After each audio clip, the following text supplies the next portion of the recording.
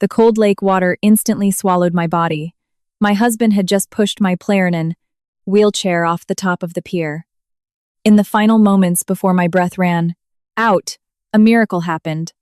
My legs, paralyzed for so long, suddenly moved. I slowly began to swim toward the shore. Before the story begins, please drop a comment below. Let me know where you're watching from.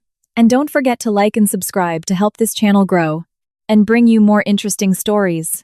The morning sun peeked through the slit in my bedroom curtains, its warmth touching my face. I slowly opened my eyes, the last remnants of sleep still clinging to me. The space beside me in bed was empty, but the aroma of freshly brewed coffee from the kitchen signaled that my husband, Paul, was already awake. A small smile touched my lips. 6 months had passed since a tragic accident had stolen my freedom. A truck had lost control and slammed into the car my husband and I were in. Paul escaped with only minor scratches. I, on the other hand, had to accept the bitter reality that my spine had sustained severe damage, resulting in the paralysis of both my legs. From that day on, my world had been confined to a wheelchair. The loss of my ability to walk was the heaviest blow of my life, especially since the accident happened not long after my mother passed away from heart disease. As her only child, Mom had left me the entire family business and all our properties. All that wealth felt worthless now. I could no longer run freely, dance, or even just take a walk in the park without someone's help. But in the midst of my suffering and darkness, Paul emerged as my saving angel. He took on all the responsibilities. He managed the company. He cared for me with complete devotion, feeding me when I had no appetite and always whispering calming words whenever I cried in the middle of the night over my fate. The bedroom door opened slowly. Paul entered, carrying a tray with my favorite breakfast, oatmeal with berries and a steaming mug of ginger tea. His handsome face always wore a sincere smile that melted my heart. "Good morning, my princess," Paul greeted me in his gentle baritone voice. He placed the tray on the bedside table and then planted a light kiss on my pretty forehead. "How did you sleep? Is your hip still bothering you?" "Good morning, honey." "It's much better," I replied, reaching for his hand. "Thank you for preparing all this. You must be exhausted. You were up until midnight last night, sorting through paperwork from the office." Paul shook his head, gently stroking my hair with affection. "There's no such thing as tired when it comes to taking care of my beautiful wife. I just want to make sure you're getting the best. Oh, and don't forget to finish your tea. I put a little extra honey in it to help you feel warmer. After you eat, I need to stop by the office to pick up a few documents. Then, we'll head out to the lake house. You need some fresh air so you don't get bored cooped up in here." I nodded in agreement. The plan for a short vacation at the lake house had been discussed a few days ago. Paul insisted on taking me there, saying the view of the sunset over the lake would be good for my mental therapy. After making sure I had started my breakfast, Paul said his goodbyes and left to the room. Soon after, I heard the sound of his car's engine fade as he drove away. I took a deep breath, staring at the hot ginger tea on the bedside table. Suddenly, the bedroom door opened again. This time, it was Elena, our housekeeper who had been with our family for years, even when I was still able-bodied. She rushed in, her face pale and her breath coming in ragged gasps, as if she had just run a marathon. She was holding a feather duster, but the tool was trembling violently in her grip. Elena shut the door firmly and locked it from the inside. Her unusual behavior made me frown. "Elena, what's going on? Why are you locking the door?" I asked, puzzled. I put my spoon back into the oatmeal bowl.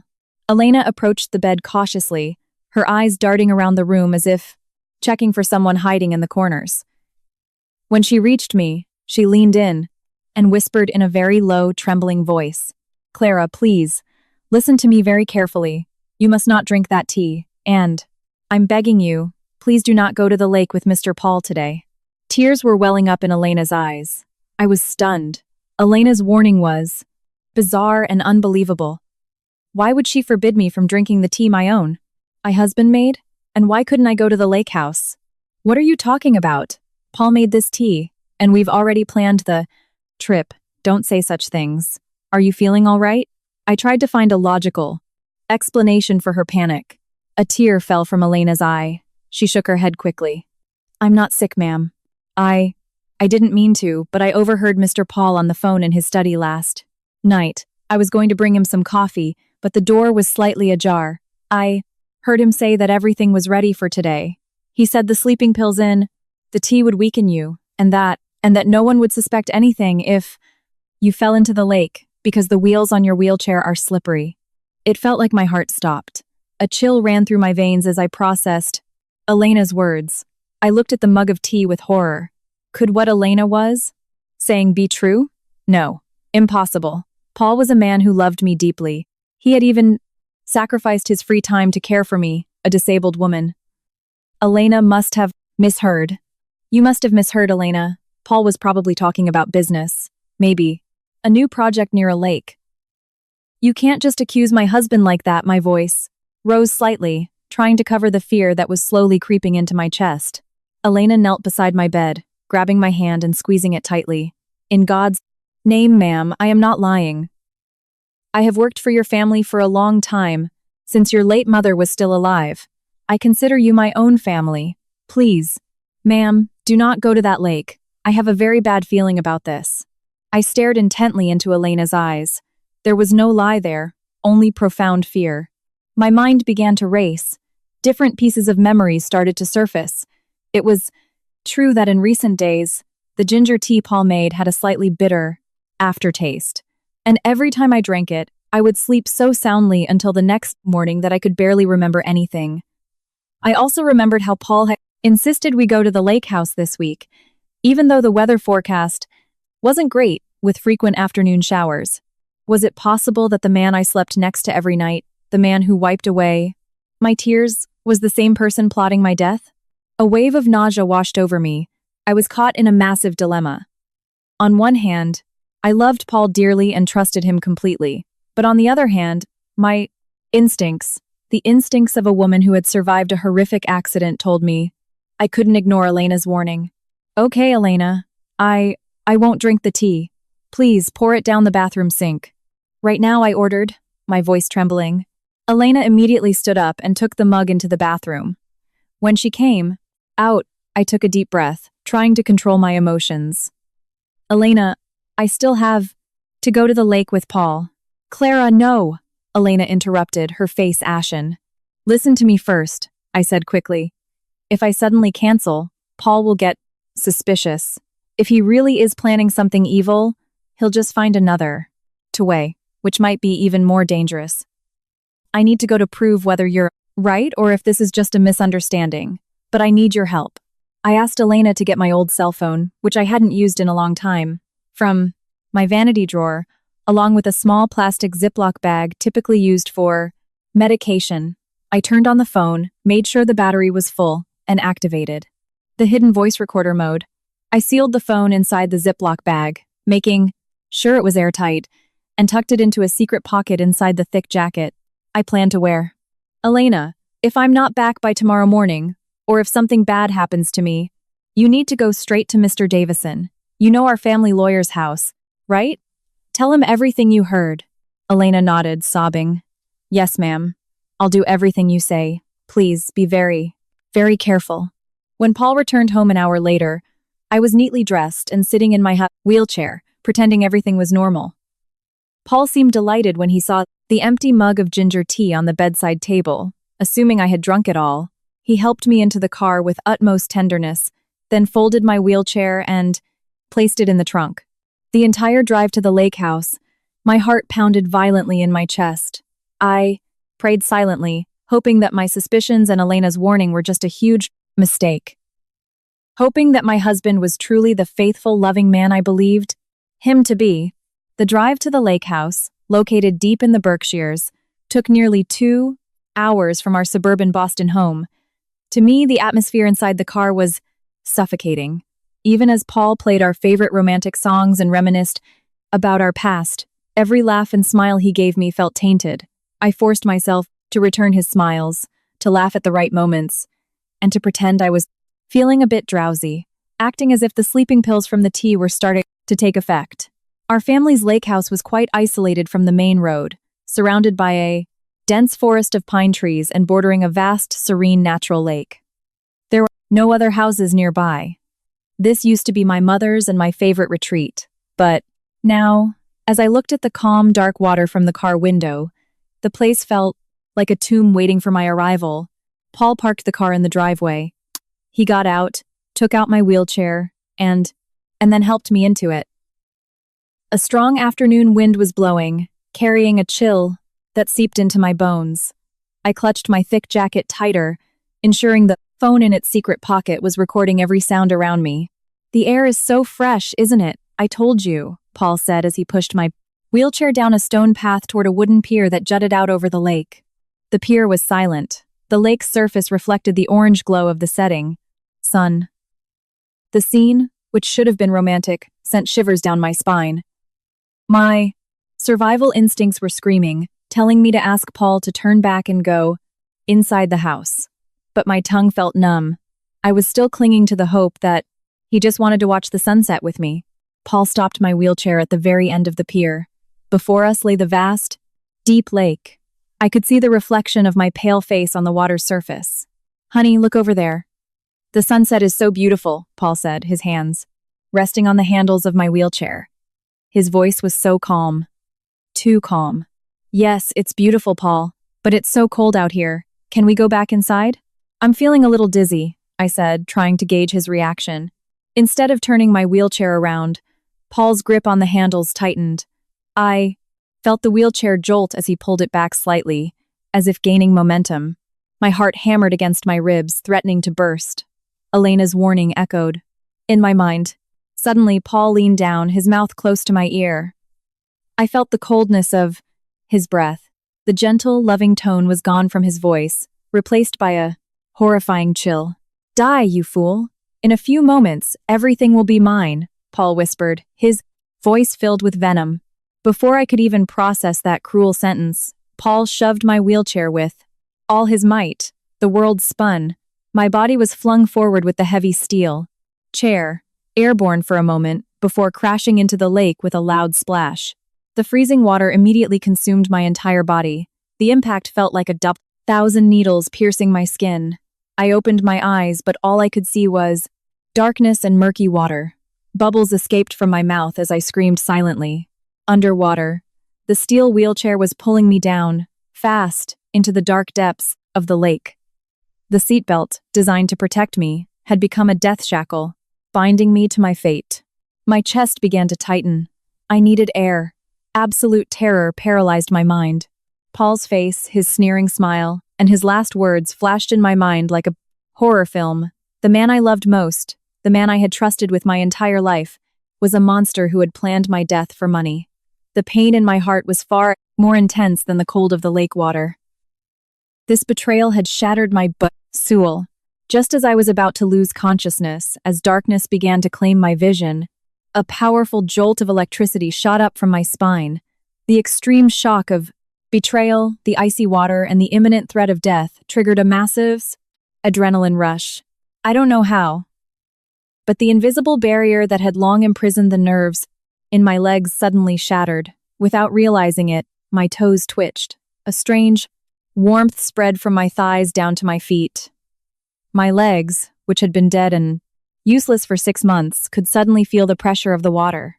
The will to live ignited in my chest. I would not die like this. I would not let that murderer win and take everything my family had built. With my remaining strength, I fumbled for the seatbelt buckle at my waist. My fingers, numb with cold, struggled to press the release button. 1 second.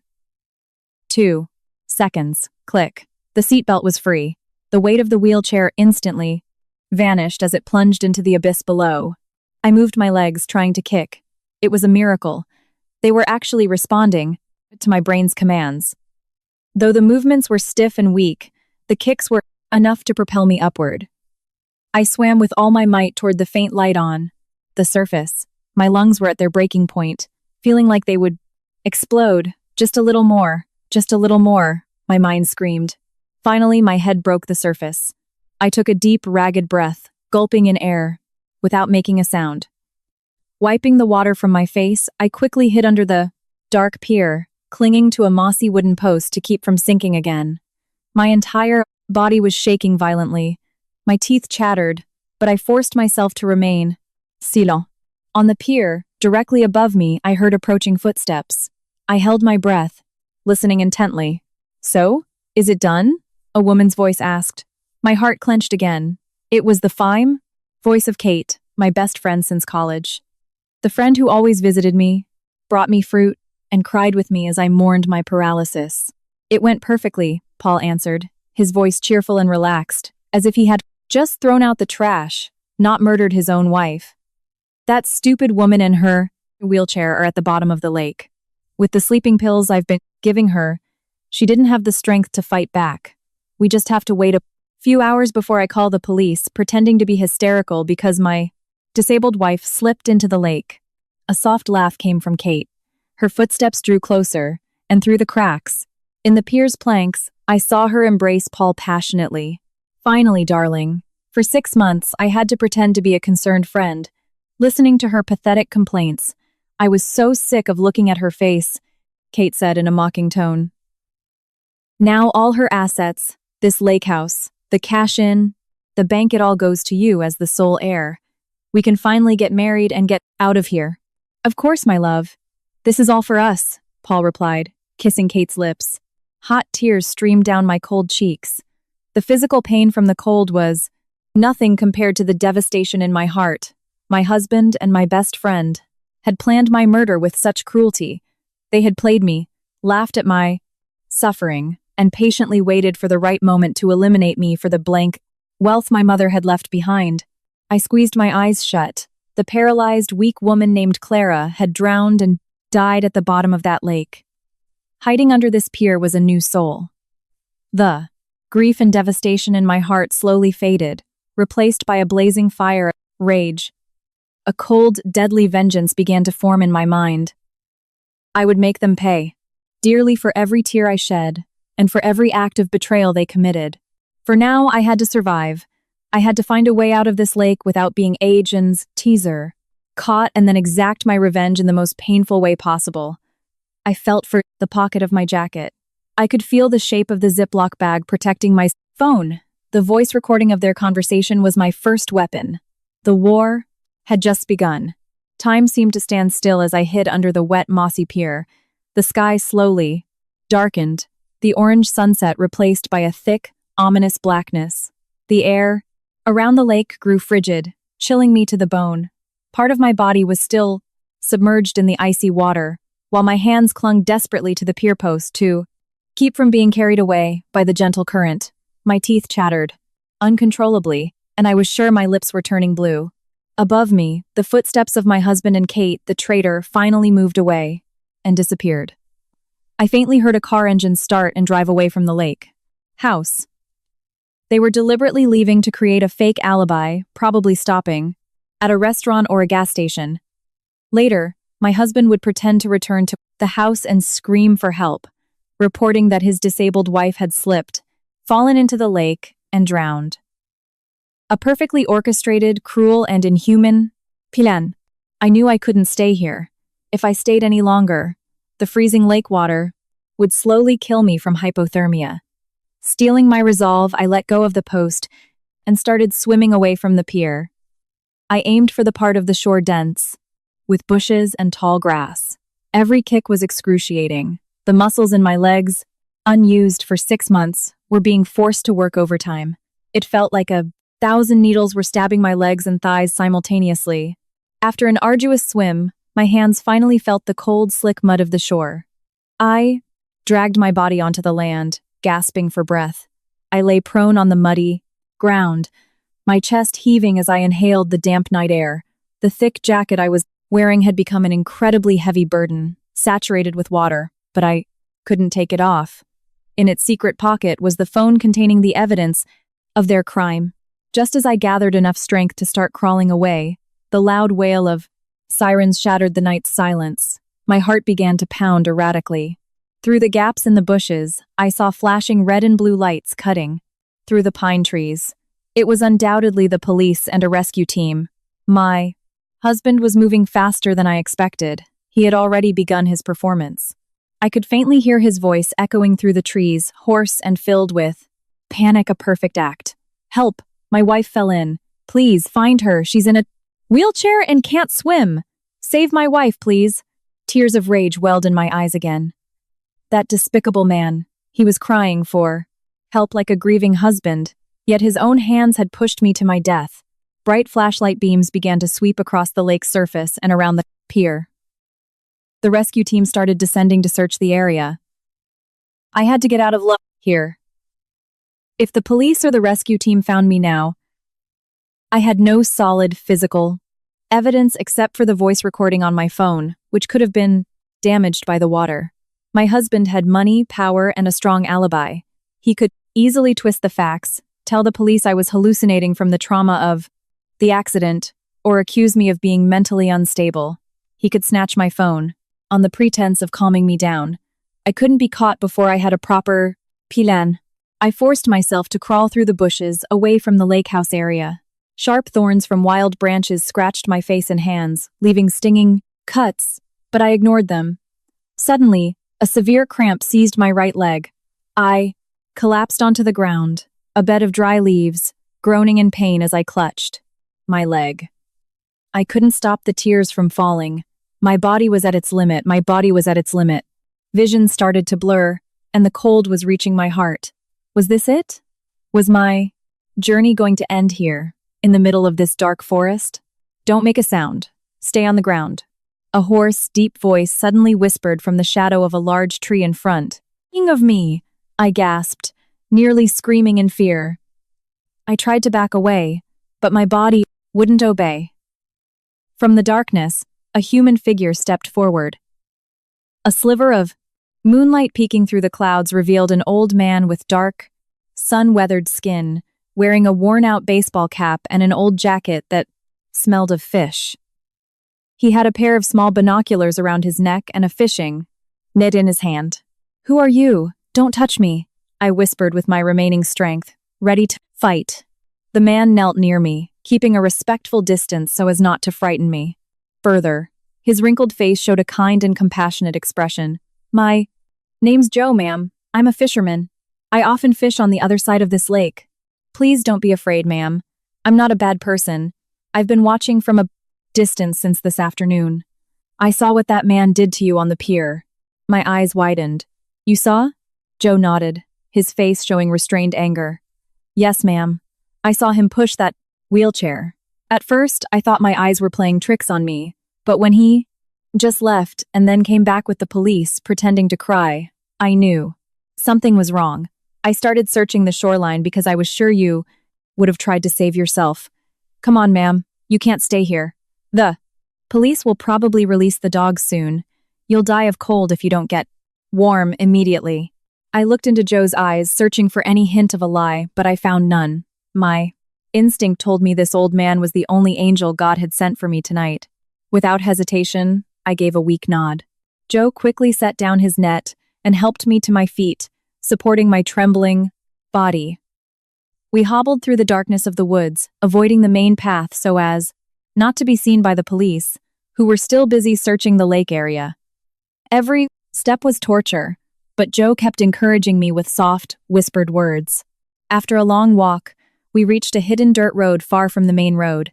An old pickup truck with faded paint was parked there, its bed filled with empty baskets that smelled of vegetables and fish. "Get in the back, ma'am. Hide behind the baskets and cover yourself with this thick tarp. Don't make a sound until we get to my house," Joe instructed as he helped me climb into the truck bed. I immediately huddled in a corner, pulling the thick, dusty tarp over my entire body. The smells of earth, rotten vegetables, and fish mixed together, but right now, that smell was more comforting than the sickeningly sweet cologne of my husband. The engine rumbled to life, and the old truck slowly moved down the dark country road. Throughout the journey, I hugged my knees tightly, praying that no police would stop us. After what felt like a lifetime but was probably only 30 minutes, the truck finally stopped, and the engine was cut. Joe removed the tarp and offered me his hand. We had arrived at a simple wooden cabin located by a secluded river, far from the city's noise, far from my husband's reach. Joe helped me inside his cabin. The room was very simple, lit only by a single dim yellow bulb. "Ma'am, please sit here. I'll boil some hot water and get you some dry clothes. My wife passed away a few years ago, but I've kept her clothes neatly stored. You can use them," Joe said respectfully. I sat on an old wooden chair and looked around. This cabin was a perfect hiding place. While Joe was in the kitchen, I pulled the phone from my jacket pocket with a trembling hand. I carefully opened the Ziploc bag. My phone was still on, the screen flashing, a sign the battery was about to die, but the voice recording had been safely saved. I took a deep breath, wiping away a tear that had escaped. Tonight, I had lost everything: my husband, my friend, my trust. But tonight, I had also regained my life and my legs. Joe returned with a mug of hot ginger tea and a pile of clean, dry clothes. "Drink this, ma'am. The ginger will chase the cold from your body. Then get changed right away. We're safe here. No one knows about this place except for a few of my fellow fishermen." I accepted the mug with both hands. The warmth of the tea flowed down my throat, providing a small comfort amidst the suffering. "Thank you, Mr. Joe. I know how I can ever thank you. If you hadn't found me, I would surely be dead." Tonight, Joe smiled sincerely, revealing the wrinkles around his eyes. "It's our duty as people to help each other, ma'am, especially when we witness an injustice. Get some rest, ma'am. Tomorrow morning, we'll figure out the next step. Evil men like your husband should not be allowed to win." Joe's words reignited the fighting spirit in my chest. Yes, my husband must not win. This show had to end with him and Kate crying tears of blood. I would gather all my strength from within this cabin, and when the time was right, I would emerge to destroy them until nothing was left. The chirping of birds and the sound of gentle ripples from the river woke me from a restless sleep. I slowly opened my eyes, staring at the cabin's ceiling, made of woven wood slats. The horrific memories of last night came rushing back like a punch to the gut. It wasn't a nightmare. I had truly been betrayed, thrown into a lake, and was now hiding in a fisherman's cabin. I tried to get up from the cot, which had a thin mattress. An intense pain shot through my entire body. The muscles in my back and legs were stiff and sore, as if they had been beaten repeatedly. But behind that pain was a deep sense of gratitude. I wiggled my toes, then slowly bent my knees. I could do it. Though weak and shaky, my legs were working again. Last night's miracle had held. Joe came in from the backyard, carrying a plate of scrambled eggs and toast, and a glass of hot tea. "Good morning, ma'am. Good to see you're awake." "I brought you a little breakfast," he greeted, his kind smile ever present.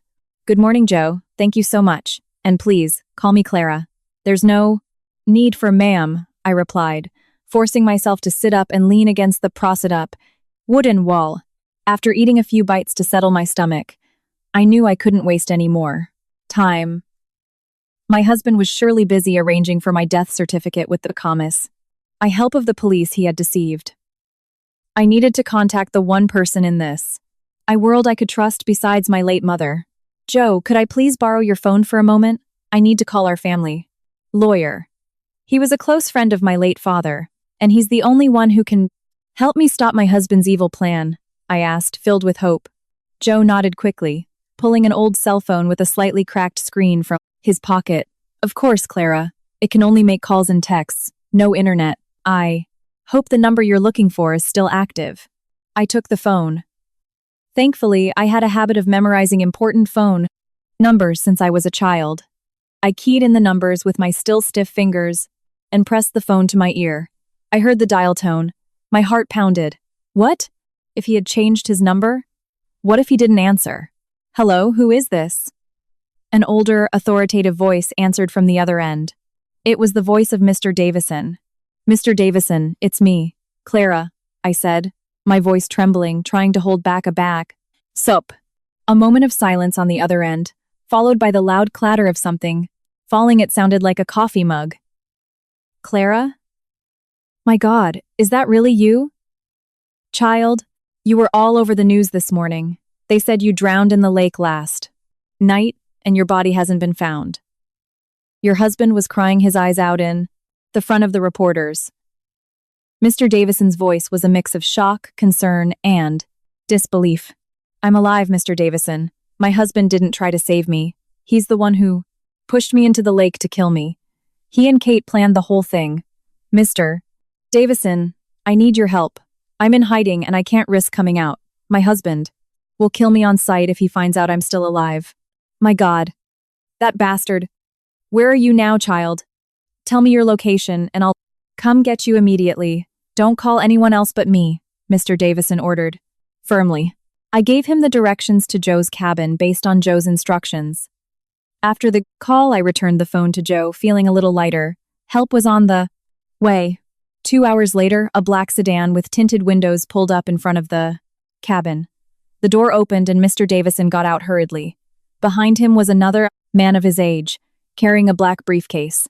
I immediately recognized him. It was Dr. Evans, the neurologist who had treated me in the first few months after my accident before my husband dismissed him, claiming we would seek alternative treatments. Mr. Davison entered the cabin. When he saw me sitting on the wooden chair, dressed in old clothes but very much alive, he immediately pulled me into a tight hug, his tears staining my shirt. Thank God you're safe, child. Forgive me. For 6 months I failed to watch over you. Your husband strictly forbade anyone from your family from visiting. He even hired security guards to block me from entering your house. It's okay, Mr. Davison. The important thing is that we're together now, I said, wiping away my own tears. But how did Dr. Evans come with you? Mr. Davison took a deep breath and allowed Dr. Evans to step forward. Dr. Evans opened his briefcase and took out a thick medical file that looked familiar. Clara, there is a shocking truth you need to know about your condition, Doctor, Evans said, his serious tone making the atmosphere heavy. When you had your accident 6 months ago, your spine did indeed suffer a severe injury. However, after a series of surgeries and intensive care, by the 2nd month, from a purely physical and neurological standpoint, your legs should have been functioning normally. I was shocked by his words. What do you mean, doctor? If my legs were healed, why couldn't I move them? Why was I stuck in a wheelchair for months? Dr. Evans pointed to a note in the medical record. It's what we call psychosomatic paralysis. The accident left a profound psychological trauma on your brain. The fear, shock, and intense grief from losing your mother caused your subconscious to create a block. Your brain was refusing to send signals to the nerves in your legs. Your paralysis was real, but its source wasn't in your bones. It was in your mind. I explained this in detail to your husband at the time, Dr. Evans continued, his face full of regret. I recommended you immediately undergo psychiatric therapy and regular physical therapy to break down that mental blockade. But your husband became furious. He accused me of being an incompetent doctor, fired me, and took over your care completely. He said you just needed to rest at home. He refused to let you know your true condition. I felt dizzy processing all the information. So, all that time, my husband had deliberately made me feel like I was a helpless cripple. He had intentionally imprisoned me in the illusion of paralysis to make me completely dependent on him. And the miracle, Mr. Davison, what happened at the lake last night was the trigger, Dr. Evans explained. The extreme shock, the fear of drowning, and the icy water forced your brain to release a massive amount of adrenaline to survive. That adrenaline blast shattered the psychosomatic wall in your brain. Without you even realizing it, your survival instinct took over and forced the nerves in your legs to function again. Tears of rage fell. All the pieces of the puzzle now fit. The ginger tea that always tasted a bit bitter was surely laced with a high dose of sedatives, meant to keep my mind numb and prevent me from ever having a chance to recover from the psychosomatic trauma. My husband had controlled my body and mind like a puppet. Then what was his real motive, Mr. Davison? Why did he do all this? If he wanted my money, as my husband, he already benefits from it. Why did he need to kill me? I asked, my voice shaking. Mr. Davison wiped his face and took a document from his briefcase. Because the allowance and luxurious life you provided were never enough to pay off his debts, Clara. I've been investigating him secretly for the past few months after I grew suspicious of his move to fire me as the company's counsel. Mr. Davison opened the document and placed it on the table. My eyes widened at the numbers written there. Your husband is a heavy gambler. Before the accident, he borrowed from a dangerous loan shark syndicate to fund his gambling trips abroad. His debt, including interest, has now reached $2 million. The syndicate started threatening his life. Your husband was trapped. The way to pay the debt was to liquidate your family's largest assets, the long-term, time deposits, and selling all the company shares. But he couldn't do that without my signature or thumbprint, I said, quickly. As the heir, my mother had set up a very strict will before she passed. According to your mother's last will, if you pass away without children, by law, the entire inheritance goes to your legal spouse. Your husband has already scheduled a meeting with the notary and the bank to process the transfer of all NFIX teens assets next week. And do you know who the notary handling the fraudulent documents is? I clenched my fists, my nails digging into my palms. Kate, that snake works at a prominent law firm downtown. Correct. They planned this entire conspiracy together. Your husband would kill you, and Kate would ensure all the documents looked legitimate in the eyes of the law, Mr. Davison explained. We don't have much time, Clara. The voice. Recording on your phone is a good start, but it's not enough to convict them of attempted murder. If your body isn't found, they can hire top lawyers to discredit the recording. The shock, grief, and disbelief were gone, replaced by the cold, hard truth of their depravity. My heart hardened. Fear had died at the bottom of the lake, replaced by a cold and deadly calculation. I looked at Mr. Davison, Dr. Evans, and Joe, my expression resolute. If the voice recording isn't enough, then we need to find physical evidence. They can't deny, I said in a flat, steady voice. We need to find out where my husband is hiding the original records of his gambling debts. If we can prove that his motive and catch him and Kate in the act of forging the documents in front of a bank official, they'll have nowhere to run. Mr. Davison looked at me with admiration. He saw that the fragile daughter of his late friend had transformed into a true warrior. I agree. We'll attack them where they least expect it. We'll devise a plan from this very cabin and make sure they fall right into our trap. The war had shifted from one of fear to one of elegant, deadly revenge. My husband thought he had drowned a helpless, crippled dove. He had no idea he had just awakened a tiger ready to tear out his heart. After confirming my condition was stable enough, Dr. Evans left to return to the hospital so Paul wouldn't become suspicious. Now, inside the simple cabin, it was just me, Mr. Davison, and Joe. I tried to stand up from the wooden chair, holding onto the bamboo table for support. Joe quickly fashioned a walking stick from a sturdy tree branch to help me walk. Every step felt like walking on broken glass, but I didn't give up. I paced around the small room, forcing my disturdu, long dormant leg muscles to work again. Mr. Davison watched my every move carefully, then opened his briefcase again, this time laying out several papers detailing the company's financial structure. Clara, let's build our plan meticulously, Mr. Davison said. Paul is cunning. He's not acting alone. With Kate's access to the legal network, they can perfect the forged documents. If we just take the voice recording to the police, they can deny it. We need to destroy the foundation of their lies. I stopped pacing and sat down again. Then what should we do, Mr. Davison? How? Can we prove his motive is gambling debt? If it's an underground syndicate, won't the money be hard to trace? Mr. Davison smiled. Underground syndicates don't use official bank transfers. But Paul has one major weakness: arrogance. Gamblers always keep a record of their wins and losses. According to a private investigator I hired, Paul keeps a small black notebook.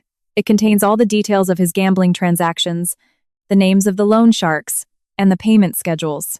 He doesn't keep it on a computer because he's afraid of being hacked. Where does he keep this notebook? I asked. According to my informant, it's always hidden in a secret safe in his study. At your house, Mr. Davison answered. I gasped. Paul's study was always locked. Ever since I became paralyzed, he had forbidden anyone from entering. Mr. Davison, it's impossible to get in there. The house is full of CCTV cameras, and only Paul has the key to the safe. Mr. Davison looked at me with confidence. We don't need to get in there. We have a loyal pair of eyes and ears inside that house. Elena? But Elena is terrified. Elena called me this morning after she saw the news. I told her you were alive. And safe. Elena is an incredibly brave woman. She's ready to do anything to help. You. She told me that tomorrow morning, Paul is holding a press conference in front of the house to gain public sympathy. Paul's attention, the securities, and the reporters will all be focused outside. And at that moment, Elena will make her move. That's a good opportunity, Joe chimed in. Exactly, said Mr. Davison. I've already instructed Elena. While Paul is busy, crying for the cameras, Elena will slip into the study through a hidden door in the guest bathroom that you used to hide in as a child. Paul doesn't know about that door. Elena's task is not to take the book if it goes missing. Paul will get suspicious. Her task is to photograph every page of the black book with her phone and send the pictures to me. Then, she must put the book back exactly where she found it. The plan was risky, but it was the most logical one. If we could get the evidence of the gambling debt, we could use it to force the bank to halt all loan proceedings and provide solid evidence to the police. All right, we'll count on Elena, I said. Kate will be handling all the documents tomorrow afternoon at her office. Mr. Davison continued. Once your death certificate is officially issued, they will immediately legalize the transfer of all assets. That's when we'll strike. But, to make them feel secure and rush things, we need to apply a little psychological pressure on Paul right now. I understood what he was getting at. You want me to make Paul panic. Mr. Davison smiled. Precisely. A panicking criminal makes mistakes. We'll show your husband that someone else saw his crime. Someone who is willing to blackmail him. This will force him to push Kate to speed up the process of getting the money to pay off the blackmailer. They'll walk right into our trap, never suspecting that the blackmailer is the very victim they drowned. The three of us devised the fake blackmail strategy. That afternoon, Joe went to town to buy a cheap smartphone and a new prepaid SIM card. He also carefully returned to the lake area for a special task. Around 5 p.m., Joe returned with the new phone and a photo he had taken on the Bass Lake shore. I took the phone and saw a picture of my battered wheelchair washed up on the shore. On top of its wheel was an expensive, diamond-encrusted watch. It was Paul's watch, a gift from me 2 years ago. It must have fallen off when he pushed me. Excellent, Joe. Thank you, Mr. Davison praised. This photo is enough to make Paul's heart stop. I took the phone, attached the picture, and typed a message to Paul's personal number. I saw what you did last night at the pier. I have your watch as proof, and a video of you pushing your wife. Get $300,000 ready. If the money isn't here by tomorrow afternoon, the police will get everything. Don't try to find out who or you'll regret it. I pressed send. Half an hour later, the phone vibrated. A text from Paul. Who are you? I smiled and didn't reply. Let him stew in his own fear, Mr. Davison said. Since he doesn't have $300,000 in cash, his only option is to accelerate the fake inheritance process. He was right. The plan was working perfectly. That night, Joe, who was keeping an eye on our house, reported that Paul looked frantic. He left in a hurry and drove at high speed to Kate's condominium. They argued in the parking garage. Paul showed Kate his phone and her face went pale. The next day was the day of reckoning. As planned, Paul held his press conference. On a small TV in the cabin, I watched him, dressed in black, his eyes puffy as if he'd been crying all night. Half of my soul is gone, he sobbed for the cameras. My wife slipped while we were watching the sunset. I tried to save her, but the water was so dark and deep. I was disgusted by his lies. Suddenly, Mr. Davison's phone buzzed. A message from Elena. He showed me the screen. Elena had succeeded. While everyone was distracted, she slipped into the study and photographed all 12 pages of the 7-2 black notebook, complete with debt details, signatures, and interest rates. This was the irrefutable physical evidence. Mr. Davison immediately forwarded the photos to a high-ranking police official he was friends with, along with a copy of the voice recording. It was enough to issue an arrest warrant. Now it's our turn, he said. I looked at myself in the mirror. My reflection was no longer the fragile Clara. It was a woman who had risen from her own death. I was wearing a decent outfit that Mr. Davison's assistant had brought. I picked up my cane and stood up straight. "Are you ready, Clara?" Mr. Davison asked. I nodded. "More than ready, Mr. Davison. It's time to attend my husband's celebration and for a ghost to collect a debt." The three of us got into the car, our destination, Kate's office, in a private room there. My husband was surely waiting, eager to get his hands on my fortune.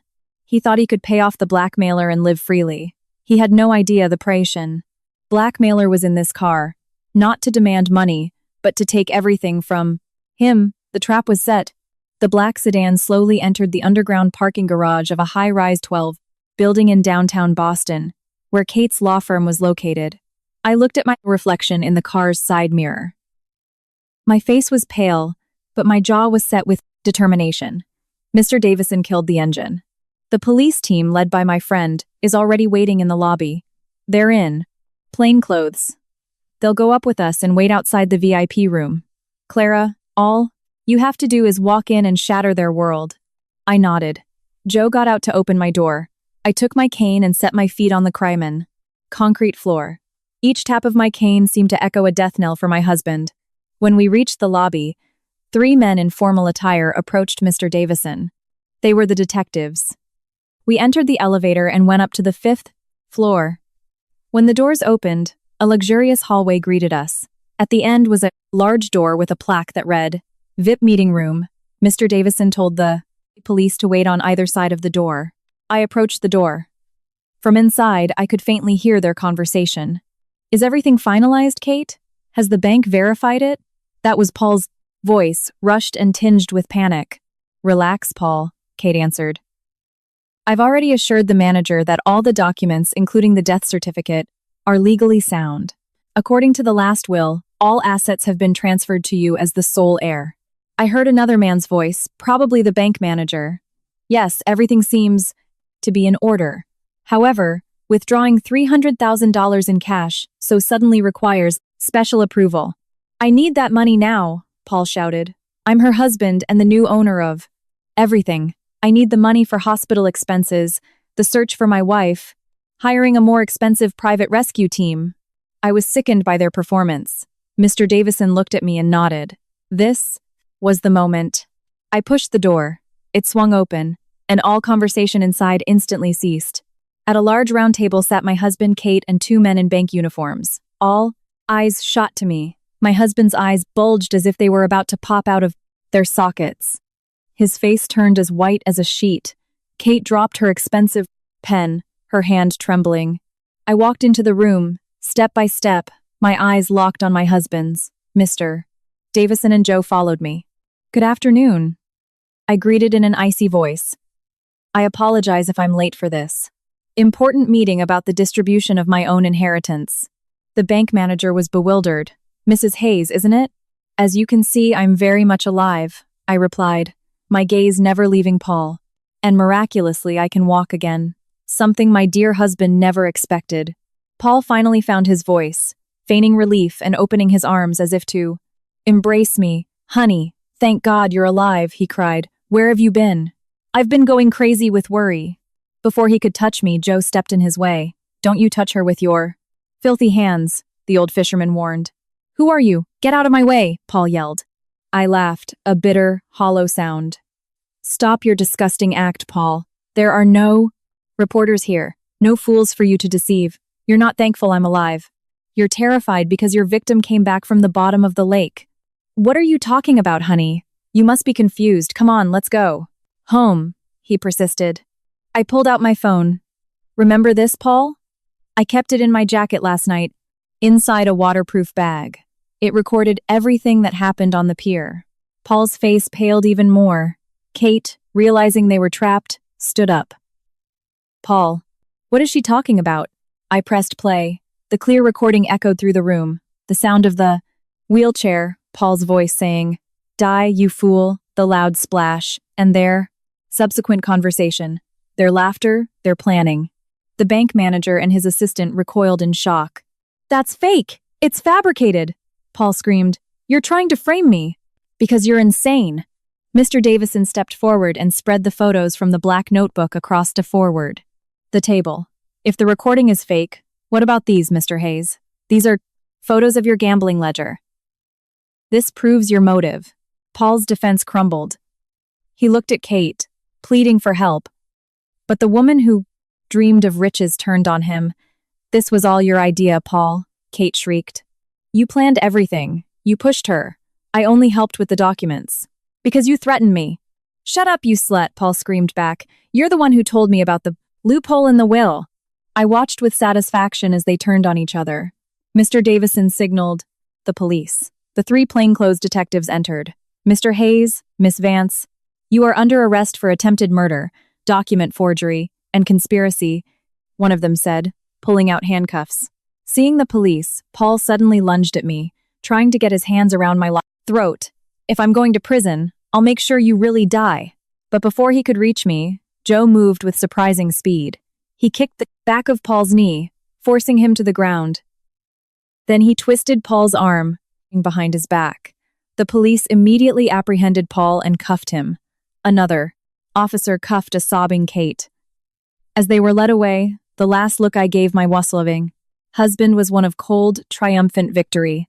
My tears had dried at the bottom of the lake. Now it was his turn to cry tears of blood behind bars. 6 months later, I sat on a bench outside the courthouse, waiting for Mr. Davison. Today was the day of the final verdict. The case had become a media sensation. Paul had tried to hire expensive lawyers. But all his lies were dismantled by the overwhelming evidence. Kate, in a desperate attempt, had tried to become a state witness to lighten her sentence. Mr. Davison emerged from the courthouse with a broad smile. Behind him was a joyous Elena. I stood up from the bench, no longer needing a cane. In the past 6 months, with intensive therapy, my legs had fully recovered. What's the verdict, Mr. Davison? I asked. Justice has been served, Clara. Life in prison for Paul, without the possibility of parole. And 25 years for Kate. They're never getting out. A wave of immense relief washed over me. I hugged Mr. Davison and Elena. A week after the verdict, I drove up to the small town where Joe lived. I found him on the porch of his cabin, mending his old fishing net. Clara, welcome back. I saw it on the news. I'm so happy for you, he greeted. This is all because of you, I replied. I have something to show you. We walked down to the small dock. There, a brand new, modern fishing boat, painted white and blue, was moored.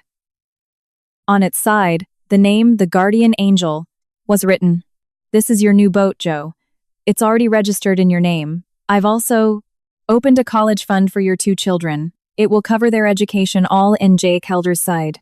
The way through university. Joe's eyes widened. He fell to his knees on the pier and wept. Ma'am, Clara, this is too much. I can't accept this. I knelt in front of him. Joe, you saved a life. No price can match that. This is a blessing from God, channeled through me, to repay your kindness. Please, accept it. Through his tears, he thanked me over and over. 3 months later, a major event was held at our family's lake house. The place that had witnessed the attempt on my life had been completely transformed. I didn't sell it. Instead, I turned it into a symbol of strength. The lake house became the New Hope Foundation, a free rehabilitation center for women and children who were victims of domestic violence. The grounds were filled with guests. Elena was now the foundation's logistics head. Mr. Davison and Dr. Evans were honorary advisors. I stood on a small stage to give a speech. I once considered this place my tomb, I said. This is where my wings were, broken. But from the bottom of that cold, dark water, I learned that a woman possesses a strength far greater than she can imagine. This foundation is for everyone who has ever felt broken. Here, we will heal together. A powerful round of applause erupted. After the program, I walked down to the Rations old pier. I stood at the very end, feeling the cool breeze. The sun was setting, its golden light reflecting on the calm lake water. This water no longer frightened me. It was the place where the weak Clara had drowned and where a strong, free woman was reborn.